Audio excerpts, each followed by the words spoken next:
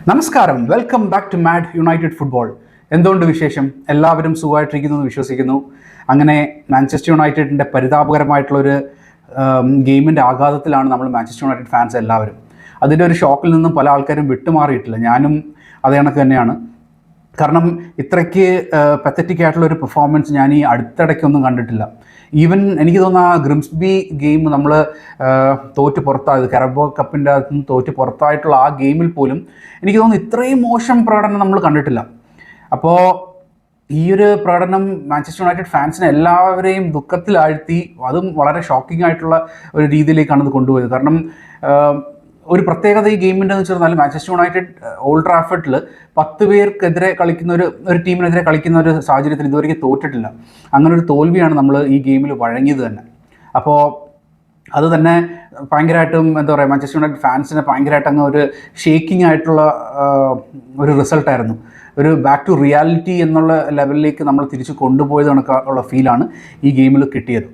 നമ്മുടെ ഈ വീഡിയോ കാണുന്ന നിങ്ങൾ ആരെങ്കിലും ഈ ചാനൽ സബ്സ്ക്രൈബ് ചെയ്തിട്ടില്ലെങ്കിൽ I request you to kindly subscribe to the channel. പിന്നെ ഈ വീഡിയോയ്ക്ക് ഒരു ലൈക്കും കൂടെ തരണം എന്ന് റിക്വസ്റ്റ് ചെയ്യുന്നു. Okay, so let's get on to the show. Point number 1, missed opportunity. Manchester United ഈ കളി ജയിച്ചിരുന്നെങ്കിൽ നമുക്ക് ടോപ്പ് 4 എത്തിപ്പെടേണ്ട ഒരു ചാൻസ് ആയിരുന്നു. ടോപ്പ് 4 എന്ന് പറയുമ്പോൾ tied up top 4 along with Aston Villa പോയിൻറ്റ്സിൽ. പക്ഷേ നിർഭാഗ്യവശാൽ നമ്മൾ ആ കളി തോറ്റു. നമ്മൾ 10th പൊസിഷനിലേക്ക് എത്തുകയും ചെയ്തു. സോ അതൊരു വലിയ ഓപ്പർച്യൂണിറ്റി ആയിരുന്നു. കാരണം ഈ ഒരു വീക്കിലായിരുന്നു ടോട്ടൻഹാം തോറ്റത്, ലിവർപൂൾ തോറ്റത്, സിറ്റി തോറ്റത്. അപ്പോൾ അങ്ങനത്തെ ഒരു സാഹചര്യത്തിൽ ഇവരെല്ലാം തോറ്റ ഒരു വീക്കിൽ നമുക്ക് ഒരു ജയം കിട്ടിയിരുന്നെങ്കിൽ നമ്മൾ ഇവരെയും കാട്ടിയൊക്കെ മുകളിലോട്ട് പോവുകയും ചെയ്യുമായിരുന്നു. പിന്നെ ഇനി അങ്ങോട്ടേക്കുള്ള കുറച്ച് സ്ട്രിങ് ഓഫ് ഗെയിംസ് ഉണ്ട്. അതായത് ക്രിസ്റ്റൽ പാലസും ഇനി അങ്ങോട്ടേക്ക് കുറച്ച് ഗെയിംസ് എന്നൊക്കെ പറഞ്ഞാൽ നമുക്ക് കമ്പാരിറ്റീവ്ലി ഒരു എളുപ്പമായിട്ടുള്ളൊരു ഗെയിമാണ്. നമ്മുടെ ആദ്യത്തെ 10 ഗെയിംസ് വെച്ച് കണക്ക് കൂട്ടി കഴിഞ്ഞിരുന്നാൽ ഈ നെക്സ്റ്റ് സെറ്റ് ഓഫ് ഗെയിംസ് എന്ന് പറഞ്ഞാൽ എളുപ്പമുള്ള ഗെയിമാണ്. അപ്പോൾ അതിൽ വിജയിക്കുകയും അതിലൂടെ നമുക്ക് ബെറ്റർ പൊസിഷനിലേക്ക് എത്താൻ പറ്റുന്ന ഒരു കാര്യമായിരുന്നു. പക്ഷേ V lost the starting it self. അതായത് ഈ ഒരു സ്ട്രെച്ച് ഓഫ് ഗെയിംസിൻ്റെ ആദ്യത്തെ ഗെയിം തന്നെ നമ്മൾ തോക്കുകയാണ് ഉണ്ടായത്. So we really missed an opportunity.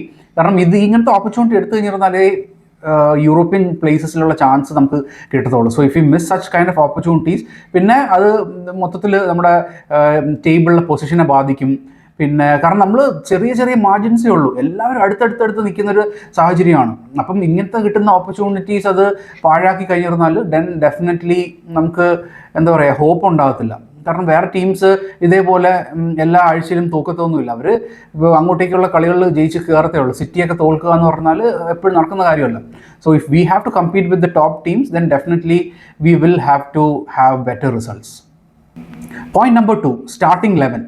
So Manchester യുണൈറ്റഡിൻ്റെ ഗെയിംസ് നമ്മൾ നോക്കിക്കഴിഞ്ഞാൽ അമറും ചെയ്യുന്ന കാര്യം എന്ന് പറഞ്ഞാൽ എപ്പോഴും സ്റ്റാർട്ടിംഗ് 11 മാറ്റിക്കൊണ്ടിരിക്കും. ഒരു ഫിക്സ്ഡ് ആയിട്ടുള്ളൊരു സ്റ്റാർട്ടിംഗ് 11 ഇല്ല.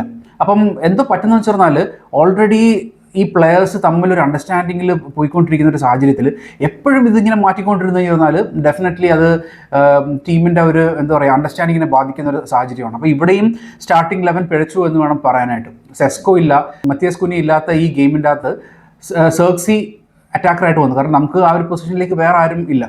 പിന്നെ എംബൂമോ കളിച്ചു, എംബൂമോയുടെ നോർമൽ പൊസിഷൻ. പിന്നെ അതിനുശേഷം മൗണ്ട് ആയിരുന്നു ആ ഒരു ഫ്രണ്ട് 3 വരേണ്ടിരുന്ന നെക്സ്റ്റ് പ്ലെയർ. പക്ഷേ മൗണ്ടിന് പകരം അവിടെ അമാദ് ദിയാലോ ആണ് വരുന്നത്. പിന്നെ എടുത്ത് പറയണമെന്ന് വെച്ച് പറഞ്ഞാൽ മസറാവി എന്ന് പറഞ്ഞാൽ ഒരു വിങ് ബാക്ക് അല്ല. അപ്പോൾ എന്ത് പറ്റുമെന്ന് വെച്ച് പറഞ്ഞാൽ ഈ വിങ് ബാക്ക് പൊസിഷനിൽ അല്ലാത്തൊരു പ്ലെയർ ഇപ്പം നാച്ചുറലി ഒരു റൈറ്റ് ബാക്ക് ആണ്. അപ്പം ഓൾവേസ് ഒരു റൈറ്റ് ബാക്ക് മെൻറ്റാലിറ്റി തന്നെയായിരിക്കും കീപ്പ് ചെയ്യുന്നത്. അപ്പോൾ നമ്മൾ ഓൾറെഡി ഒരു ബാക്ക് 3 കളിക്കുന്നതാണ്. 3 പ്രോപ്പർ എന്താ പറയുക ഡിഫൻഡേഴ്സ് ബാക്കിൽ നിൽക്കുമ്പോൾ ഈ റൈറ്റ് വിങ്ങറും കൂടെ ആ ഒരു മൈൻഡിൽ ബാക്കിൽ തന്നെ നിൽക്കുന്ന ഒരു സാഹചര്യമാണെങ്കിൽ നമുക്ക് അറ്റാക്കിംഗ് ഔട്ട്പുട്ട് കുറഞ്ഞുകൊണ്ടിരിക്കും. അപ്പം മസറാബി എന്ന് പറഞ്ഞാൽ ഒരു വിങ് ബാക്ക് അല്ലാത്തതുകൊണ്ട് he will always have the tendency to stay ബാക്കിൽ തന്നെ ഡിഫൻസീവ് ഡ്യൂൾസിലൊക്കെ ആയിരിക്കും കൂടുതൽ കോൺസെൻട്രേറ്റ് ചെയ്യുന്നത്. ഒഫൻസീവ് ഔട്ട്പുട്ട് വരുന്നില്ല. അപ്പം ഈ ഒരു ഗെയിമിൻ്റെ അകത്ത് മസറാബി വന്നതും സ്റ്റാർട്ടിംഗ് 11 അതൊരു ഇഷ്യൂ ആയിട്ടുണ്ട്. സോ ഐ തിങ്ക് ആ സെയിം പൊസിഷനിൽ അമദ് ദിയാലോവും പിന്നെ ഫ്രണ്ടിൽ എംബൂമോ തന്നെയാണ് വരുന്നത്. കാരണം നമ്മുടെ ഈ ടീമിൽ സെറ്റായിട്ടുള്ളൊരു കോമ്പിനേഷൻ എന്ന് പറഞ്ഞാൽ ഇവർ രണ്ടുപേരുമാണ്. പിന്നെ ഡബിൾ പിവറ്റ് കളിക്കുന്ന കാസമീറോ, ബ്രൂണോ ഉണ്ട്. ഇവർ തമ്മിൽ ഉള്ള ഒരു സിങ്കിനെയും കാട്ടി ബെറ്റർ ഒരു സിങ്കാണ് എംബൂമയും അമാദും ഉള്ളത്. അപ്പം അറ്റ്ലീസ്റ്റ് നമ്മുടെ സെറ്റായിട്ടുള്ള ഒരു പാർട്ട്ണർഷിപ്പ് എങ്കിലും കീപ്പ് ചെയ്യാൻ വേണ്ടിയിട്ട് ശ്രമിച്ചാലേ നമുക്ക് മുമ്പോട്ട് പോകാൻ പറ്റത്തുള്ളൂ. അല്ലെങ്കിൽ ഇതിങ്ങനെ മാറ്റിക്കൊണ്ടിരുന്നു കഴിഞ്ഞാൽ പ്ലെയേഴ്സിന് ഒരു ഐഡിയ ഇല്ല. മറ്റേന്ന് പറഞ്ഞാൽ ഇവർ തമ്മിലൊരു ഐഡിയ ഉള്ളതുകൊണ്ട് അറിയാം ഈ ഒരു മൂവ്മെൻറ്റിൽ ആ പ്ലെയർ എവിടെ ഓടിയെത്തും എന്ന് ഈ തമ്മിൽ പ്ലെയേഴ്സിന് അറിയാൻ പറ്റുന്നതുകൊണ്ട് അത് നല്ല രീതിയിൽ ഹെൽപ്പ് ചെയ്യും. ബട്ട് അതല്ലെങ്കിൽ പിന്നെ it becomes very difficult. Point number 3, in game tactics. ഈ ഗെയിമിൽ ഏറ്റവും എടുത്തു പറയേണ്ട ഒരു കാര്യം എന്ന് പറഞ്ഞാൽ ഇൻ ഗെയിം ടാക്ടിക്സ് നടന്നില്ല എന്നുള്ളതാണ്. സോ 13-ാം മിനിറ്റിൽ ഇദ്രിസ ഗയുടെ റെഡ് കാർഡ് കിട്ടി എവർട്ടൺ 10 പേരുമായിട്ട് ചുരുങ്ങി. അപ്പോൾ ആ ഒരു സാഹചര്യത്തിൽ മാഞ്ചസ്റ്റർ യുണൈറ്റഡ് ചെയ്യേണ്ടിയിരുന്ന കാര്യം എന്ന് പറഞ്ഞാൽ നമുക്ക് ഓൾറെഡി 3 ഡിഫൻഡേഴ്സ് ഉണ്ട്. സോ ഇനി അങ്ങോട്ടേക്ക് എവർട്ടൻ്റെ അറ്റാക്ക് ഉണ്ടാകത്തില്ല എന്ന് നമുക്കറിയാം. വളരെ ചുരുങ്ങിയ രീതിയിൽ അറ്റാക്ക് ഉണ്ടാവുള്ളൂ. അതിന് ഉള്ള പ്ലെയേഴ്സ് നമ്മുടെ കയ്യിലുണ്ട്. അപ്പം ആ സാഹചര്യത്തിൽ നമ്മൾ ചെയ്യേണ്ടിയിരുന്നതെന്ന് പറഞ്ഞാൽ ഒരു ഡിഫൻഡറിനെ മാറ്റിയിട്ട് അഡീഷണൽ ഒരു അറ്റാക്കിംഗ് പ്ലെയറിനെ ഓപ്പോസിറ്റിലേക്ക് ഇടുക, ഫ്രണ്ടിലേക്ക് ഇടുക. അപ്പം അങ്ങനത്തെ ഒരു സാഹചര്യം വരുമ്പോൾ നമ്മൾ കൂടുതലായിട്ട് അറ്റാക്ക് ചെയ്യുകയും പിന്നെ എന്താ പറയുക ഗോൾ സ്കോറിങ് ഓപ്പർച്യൂണിറ്റീസ് കൂടുതൽ കിട്ടുകയും ചെയ്യും. പക്ഷേ ഇവിടെ എമറമിൻ്റെ ഇൻ ഗെയിം സ്ട്രാറ്റജി എന്ന് പറഞ്ഞാൽ വളരെ വളരെ മോശമാണ്. അപ്പം ആ ഒരു ഡിഫൻഡറിന് എന്തുകൊണ്ട് വലിച്ചില്ല എന്നുള്ളതെന്ന് പറഞ്ഞാൽ ഒരു പ്രോപ്പർ മാനേജർ ചെയ്യുന്ന ഒരു കാര്യമല്ല. സോ ഉറപ്പായിട്ടും ആ ഒരു ഡിഫൻഡറിനെ മാറ്റിയിട്ട് അറ്റാക്കിങ് ഇടേണ്ട ഉണ്ടായിരുന്നു. എന്നിരുന്നെങ്കിൽ മിക്കവാറും ഈ കളി ജയിക്കാനായിട്ടുള്ളൊരു സാഹചര്യം ഉണ്ടായിരുന്നു. So Amorim is really adamant with his back 3.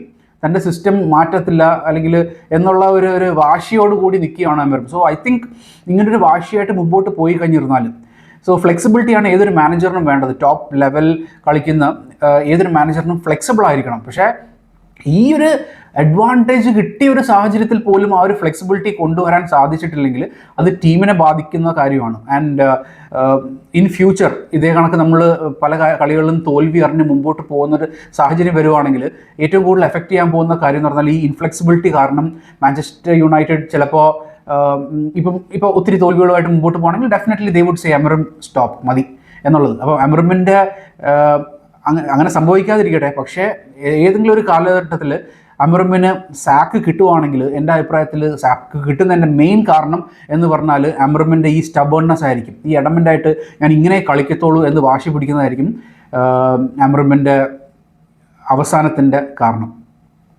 Point number 4, squad depth is a disaster. Manchester യുണൈറ്റഡിൻ്റെ സ്ക്വാഡ് ഡെപ്ത് എന്ന് പറഞ്ഞാൽ പരിതാപകരമാണ്. നമ്മൾ ഇന്നത്തെ ഗെയിമിൻ്റെ അകത്ത് ഒരു എന്താ പറയുക സബ്സ്റ്റിറ്റ്യൂഷൻ നടത്താനായിട്ട് നമ്മൾ ആ ബെഞ്ചിലേക്ക് നോക്കുമ്പോൾ ആ ബെഞ്ചിലേക്ക് നോക്കുമ്പോൾ തന്നെ നമുക്ക് കിട്ടുന്ന ഒരു ഫീലുണ്ട്.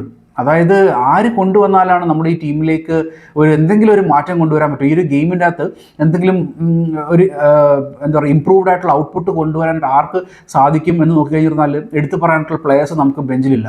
സോ സിറ്റി, ആർസണൽ ഇതേപോലത്തെ ഉള്ള ടോപ്പ് ടീംസിൻ്റെ അവരുടെ പുരോഗതിയുടെ കാര്യം തന്നെ മെയിനായിട്ടുള്ള കാരണം ദേ ഹാവ് എ ടീം എന്ന് പറയുമ്പോൾ ഈ സ്റ്റാർട്ടിങ് 11 മാത്രമല്ല, ആ ബെഞ്ച് സ്ട്രെങ്ത്തും നോക്കുമ്പോൾ അവരുടെ ബെസ്റ്റ് പ്ലെയേഴ്സ് തന്നെയാണ്. ഇപ്പോൾ ബെഞ്ച് സ്ട്രെങ്ത്തിൻ്റെ അല്ലെങ്കിൽ ബെഞ്ചിലിരിക്കുന്ന ഒരു 11 പ്ലെയേഴ്സിനെ ഇറക്കി കഴിഞ്ഞാൽ തന്നെ അവർക്കൊരു പ്രോപ്പർ ടീമുണ്ട്. അപ്പോൾ അങ്ങനത്തെ ഒരു ലെവലിൽ നിന്ന് മാഞ്ചസ്റ്റർ യുണൈറ്റഡുമായിട്ട് കമ്പയർ ചെയ്യുമ്പം we have A disastrous bench strength. ഒരു ഡെപ്തും ഇല്ല. ആ എന്താ പറയുക കളിയിലോട്ട് വന്ന് സബ്സ്റ്റിറ്റ്യൂട്ടായിട്ട് വന്നതിന് ശേഷം കളി ഇമ്പാക്റ്റ് ചെയ്യാൻ പോകുന്ന തരത്തിലുള്ള ഒരു പ്ലെയേഴ്സും നമ്മുടെ ടീമിലേക്ക് ഇല്ല, നമ്മുടെ ബെഞ്ചിലില്ല. So if we have to move forward as a unit then definitely we need squad players. നല്ല സ്ക്വാഡ് പ്ലെയേഴ്സ് ഉറപ്പായിട്ടും നമ്മുടെ ടീമിലേക്ക് വരേണ്ടത് വളരെ വളരെ അത്യാവശ്യമാണ്. Point number 5, players have to take responsibility. ഈ ഗെയിമിൽ ഞാൻ നമ്മുടെ റിവ്യൂവിൻ്റെ അകത്ത് ഞാൻ പറയുകയും ചെയ്തു, അമറമിനെയും കാട്ടി കൂടുതൽ ഈ ഗെയിമിൻ്റെ തോൽവിയുടെ റെസ്പോൺസിബിലിറ്റി എന്ന് പറഞ്ഞാൽ മാഞ്ചസ്റ്റർ യുണൈറ്റഡ് പ്ലെയേഴ്സിന് തന്നെയാണ്. കാരണം ടാക്ടിക്സും കാര്യങ്ങളും കൊണ്ടുവരുന്നത് കോച്ചാണ്. പക്ഷേ എന്നിരുന്നാൽ പോലും ആ ഫീൽഡിൽ ഇറങ്ങി കഴിയുമ്പോൾ ആ ഫീൽഡിൽ നമ്മൾ ഇറങ്ങി എതിർ ടീമുമായിട്ട് കളിക്കുമ്പോൾ അവിടെ അറ്റ്ലീസ്റ്റ് ഒരു പ്ലെയർ ചെയ്യേണ്ടതെന്ന് പറഞ്ഞാൽ 100% കൊടുക്കുക എന്നുള്ളതാണ്. ഒരു 100% പെർഫോമൻസ് കൊടുക്കുക എന്നതാണ് ലീസ്റ്റായിട്ട് ഒരു പ്ലെയർ ചെയ്യേണ്ട കാര്യം. അപ്പം നമ്മുടെ പ്ലെയേഴ്സ് അത് ചെയ്യാതെ വരുമ്പോൾ then the onus is upon them. അവരാണ് ഈ തോൽവിയുടെ മുഖ്യ കാരണം. അപ്പം നമ്മളെക്കാട്ടി കൂടുതൽ 10 പേര് അടങ്ങിയ എവർട്ടൺ ഓടുന്നു, അവർ അതിന് വേണ്ടിയിട്ട് എന്താ പറയുക പ്രയത്നിക്കുന്നു. നമ്മുടെ അറ്റാക്കേഴ്സിൻ്റെ അറ്റാക്കിങ് കാര്യങ്ങളൊക്കെ മുനെ ഒടിക്കാൻ വേണ്ടിയിട്ട് അവരുടെ ഡിഫൻഡേഴ്സിന് സാധിക്കുന്നു. അപ്പോൾ അങ്ങനെ മൊത്തത്തിൽ നോക്കി കഴിഞ്ഞാൽ ദേ ഡിസേർവ് ഇറ്റ്. അവർ കൊടുത്ത ഔട്ട്പുട്ട്, അവർ 100% അതിന് വേണ്ടിയിട്ട് പ്രയത്നിച്ചു. They were warriors on field. Manchester United എന്ന് പറഞ്ഞാൽ നമ്മൾ ഈ 10 പേരുമായിട്ട് കളിക്കുന്ന ഒരു സാഹചര്യത്തിൽ പോലും നമുക്ക് ആ ഒരു ഓവർലോഡ് ക്രിയേറ്റ് ചെയ്യാനായിട്ട് പറ്റില്ല. ലൈക്ക് ഫാസ്റ്റ് ആയിട്ടുള്ള ഗെയിം നടക്കുന്നില്ല. നമ്മൾ വളരെ സ്ലോ ആയിട്ട് തന്നെ കളിച്ചിട്ടിരിക്കുന്നു. പാസ് ചെയ്ത് പതുക്കെ 2 സൈഡിലായിട്ട് പാസ് ചെയ്തിട്ടുണ്ട്. അപ്പം അവർ എന്തോ ചെയ്തെന്ന് പറഞ്ഞാൽ ആ ടൈമിങ് കൊണ്ട് അവർ അവരുടെ സ്പേസ് കവർ ചെയ്യുകയും എന്താ പറയുക നമ്മളെ ഡിഫെൻഡ് ചെയ്യുകയാണ് ചെയ്തുകൊണ്ടിരുന്നത്. സോ നമ്മളെയും കാട്ടി കൂടുതൽ അവർ ഇതിനു വേണ്ടി പ്രയത്നിച്ചു. അതിൻ്റെ റിസൾട്ട് അവർ തന്നെ നേടി, അവരുടെ പ്ലെയേഴ്സ്. സോ ദിസ് ഗെയിം, ഈ ഒരു വിജയം 100%ഉം എവർട്ടൺ പ്ലെയേഴ്സാണ് ഡിസേർവ് ചെയ്യുന്നത്. Manchester United players have to take responsibility for the loss.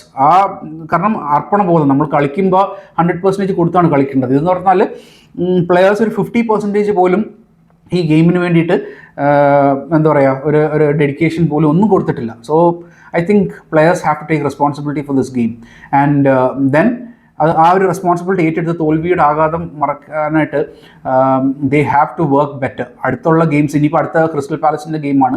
So അതും away match. So it will be a very tough game. അപ്പോൾ എങ്ങനെ ഇരിക്കും എന്നുള്ളത് നമ്മളിനി കണ്ട് അറിയേണ്ടതാണ്. So it's upon the players to decide whether they are going to play for the team or not. Okay, so thank you so much for watching. Take care. Bye.